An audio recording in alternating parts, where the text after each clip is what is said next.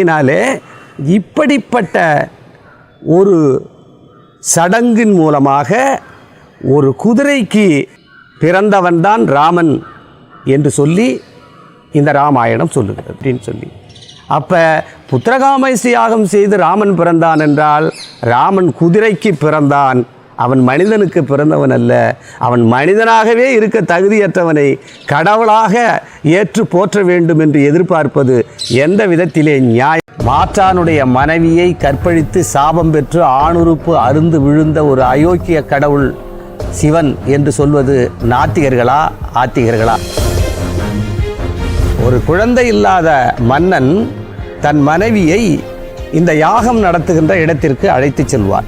அந்த யாகம் நடைபெறுகின்ற இடத்திலே ஒரு நல்ல பொலிவான வாலிபமான குதிரை அங்கு கிடத்தப்பட்டிருக்கும். குதிரைக்கு பக்கத்திலே படுத்த அந்த அரசி என்ன வேண்டுகோள் விடுக்கிறாள் என்று சொன்னால், என்னுடைய வயிற்றிலே கருவை உருவாக்கக்கூடிய ஆற்றல் படித்த குதிரையே, அரசி சொல்லி முடித்த உடனே அந்த குதிரையையும் அரசியையும் என்ன செய்வார்கள்? உடலுறவு காலத்திலே என் மனைவியிடம் நான் எப்படி உடலுறவு கொள்வேனோ அதேபோல் எனக்கு பதிலாக என் மனைவியிடம். புத்திரகாமேஷ்டி யாகம் செய்து ராமன் பிறந்தான் என்றால் ராமன்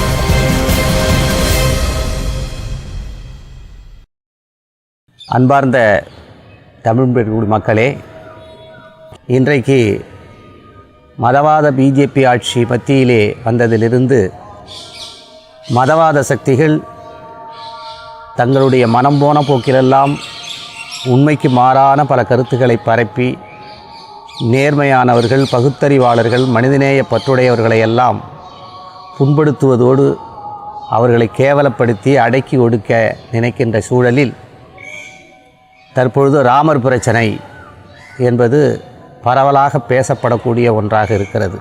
அவர்கள் மதவாதிகள் சாட்டுகின்ற குற்றச்சாட்டு, ராமரை நாத்திகர்கள், அதுவும் குறிப்பாக பெரியாரிஸ்டுகள் அசிங்கப்படுத்துகிறார்கள், கேவலமாக பேசுகிறார்கள் என்று சொல்லி தொடர்ந்து தங்களுடைய எதிர்கருத்துக்களை சொல்லி வருகிறார்கள்.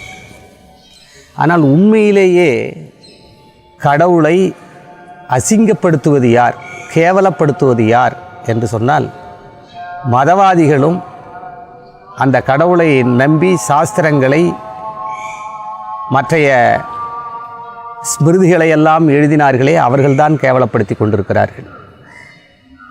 சிவனை கேவலப்படுத்துவது யார் என்று சொன்னால் சிவபுராணம் எழுதியவன்தான். விஷ்ணுவை கேவலப்படுத்துவது யார் என்று சொன்னால் பக்தர்கள்தான். இதையெல்லாம் பல நேரங்களிலே நாங்கள் சொல்லியிருக்கிறோம். சிவபெருமான் தாருகாவனத்திற்கு சென்று ரிஷி பத்தினிகளை எல்லாம் கற்பழிக்கின்ற பொழுது ரிஷிகளினுடைய சாபத்தை ஏற்று தன்னுடைய ஆணுறுப்பு அருந்து கீழே விழ அதை பார்வதி சென்று தாங்கினாள்.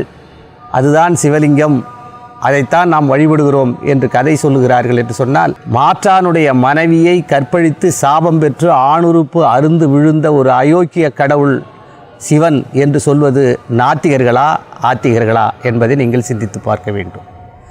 ஆக கடவுளை கொச்சைப்படுத்துவதும் கடவுள் சார்ந்த செய்திகளை அசிங்கப்படுத்துவதும் பக்தர்கள் என்று சொல்லிக்கொள்ளக்கூடிய அவர்கள்தானே தவிர நாத்திகர்கள் அல்ல. நாத்திகர்கள் எப்பவும் அறிவுபூர்வமாக, நாணயமாக அவர்கள் எழுதி வைத்திருக்கக்கூடிய சாஸ்திர புராணங்களிலிருந்து இது நியாயமா, அறிவுக்கு உகந்ததா, இது இன்றைய அறிவியல் உலகுக்கு ஏற்புடையதா என்று நாணயமாக, அறிவு நாணயமாகத்தான் கேள்வி எழுப்புகிறார்கள். இப்பொழுது ராமர் பிரச்சனை பரவலாக பேசப்படுகின்ற பொழுது ராமரை கடவுளாக சித்தரித்து, அதுவும் இந்திய நாட்டுக்கு அவர்தான் ஒரே கடவுள், மற்ற கடவுள்களையெல்லாம் ஒழித்து கட்டிவிட்டு இந்தியாவுக்கு ஒரே மதம், ஒரே கடவுள், ஒரே மொழி என்று கொண்டு வருகின்ற வேளையிலே ஒரே மொழி சமஸ்கிருதம், ஒரே நாடுன்னா இந்திய நாடு, இந்து நாடு, ஒரே கடவுள் என்று சொன்னால் ராமர் என்று நிலைநாட்ட விரும்புகிறார்கள்.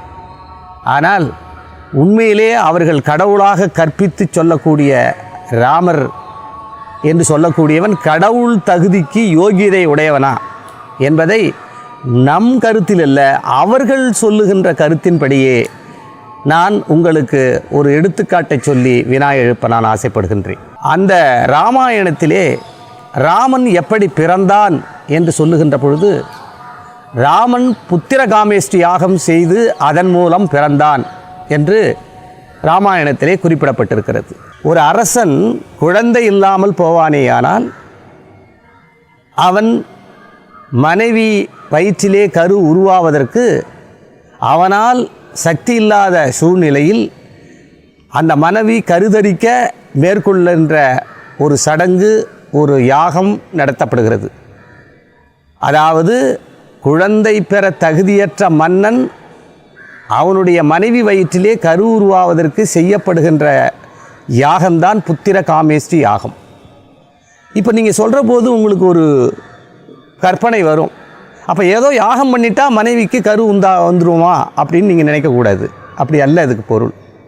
அந்த புத்திர காமேஷ்டி யாகம் என்பதனுடைய பொருள் என்ன என்று சொன்னால், ஒரு குழந்தை இல்லாத மன்னன் தன் மனைவியை இந்த யாகம் நடத்துகின்ற இடத்திற்கு அழைத்து செல்வான். அந்த யாகம் நடைபெறுகின்ற இடத்திலே ஒரு நல்ல பொலிவான வாலிபமான குதிரை அங்கு கிடத்தப்பட்டிருக்கும், தரையிலே படுக்க வைக்கப்பட்டிருக்கும். அந்த குதிரையினுடைய அருகிலே இந்த குழந்தை இல்லாத அந்த அரசி செல்வாள். அவள் சென்று ஒரு மந்திரத்தை சொல்லுவாள். அந்த மந்திரம் என்ன அப்படியே உங்களுக்கு சொல்லுகிறேன், நீங்கள் அதை கேட்டுக்கொள்ளுங்கள். கணனாம் இத்வா கணபதிம் ஹவா மகே, நம்பர் 1. அடுத்து 2வது அவள் சொல்லக்கூடியது பிரியாணாம் இத்வா பிரியாபதிம் ஹவா மகே, இது 2. 3வதாக ஒரு மந்திரம் சொல்லுவாள், நதினாம் இத்வா நிதிபதிம் ஹவா மகே. இந்த 3ஐயும் அவள் சொல்லிவிட்டு அந்த குதிரையை சுற்றி வருவாள். இப்போ அந்த குதிரையிட்ட இவ என்ன சொன்ன, அந்த மந்திரத்தினுடைய பொருள் என்ன? ஓ குதிரையே, விலங்கினங்களுக்கு தலைவனே, எங்களுடைய விருப்பத்தை நிறைவேற்றுவதற்காக இங்கு வந்திருக்கக்கூடியவனே, நான் உன்னை அழைக்கிறேன். அந்த பெண் குதிரையை பார்த்து அழைக்கிறான், உன்னை நான் அழைக்கிறேன், நீ எனது கணவனாக இருக்க வேண்டும் என்று நான் விரும்புகிறேன். இதுதான் இப்போ சொன்ன மந்திரத்தினுடைய பொருள். இந்த 3 வரியினுடைய பொருள் என்னவென்று சொன்னால், குதிரைகள் விலங்குகளினுடைய தலைவனாக இருக்கக்கூடிய குதிரையே, என்னுடைய விருப்பத்தை நீ நிறைவேற்றுவாயாக, என்னுடைய விருப்பத்தை நிறைவேற்றும் பொருட்டு உன்னை நான் அழைக்கிறேன், நீ எனது கணவனாக இருந்து காரியமாற்றும்படி உன்னை நான் கேட்டுக்கொள்கிறேன் என்று சொல்லுகிறார். பிறகு அரசி குதிரையின் அருகே சென்று படுத்துக்கொள்வாள்.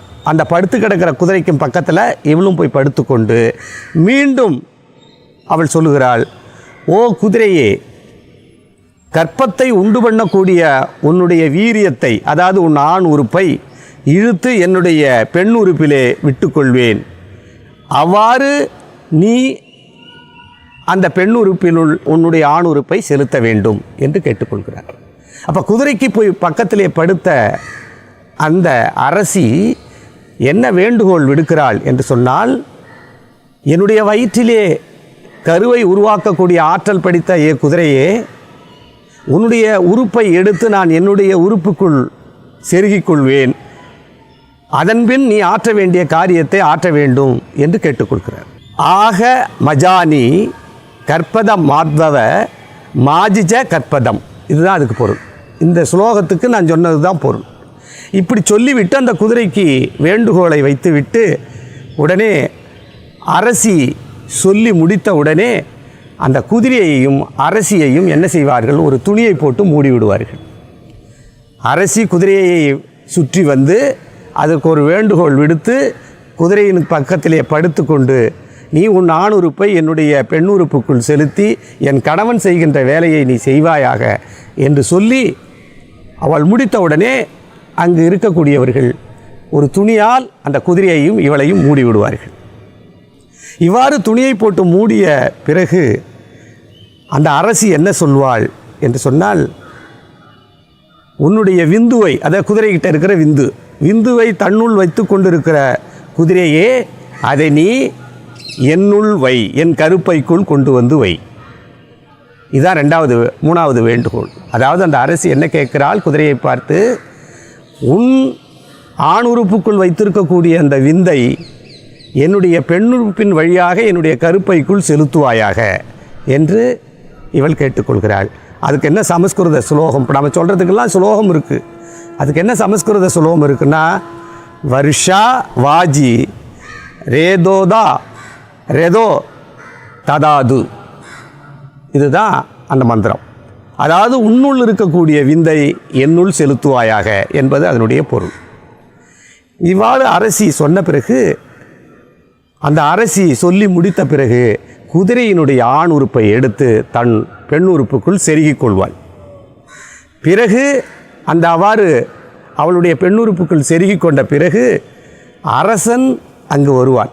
அவன் குதிரையும் அரசியும் பறித்திருக்கக்கூடிய அந்த இடத்திற்கு சென்று குதிரையை தொட்டு, குதிரையே, உடலுறவு காலத்திலே என் மனைவியிடம் நான் எப்படி உடலுறவு கொள்வேனோ அதேபோல் எனக்கு பதிலாக என் மனைவியிடம் நீ உடலுறவு கொள்வாயாக என்று குதிரைக்கு பர்மிஷன் கொடுக்குறான். அரசன் குதிரைக்கு பக்கத்தில் போய் நின்று அதை தொட்டு, ஏ குதிரையே, உடலுறவு வேளையில் நான் எப்படி என் மனைவியிடம் புணருவேனோ அதேபோல் உன் உறுப்பை என் மனைவியின் உறுப்புக்குள் செலுத்தி நீ புணர்ந்து அந்த உடலுறவை மேற்கொள்வாயாக என்று பர்மிஷன் கொடுத்துட்டு எட்ட வந்துடுவான்.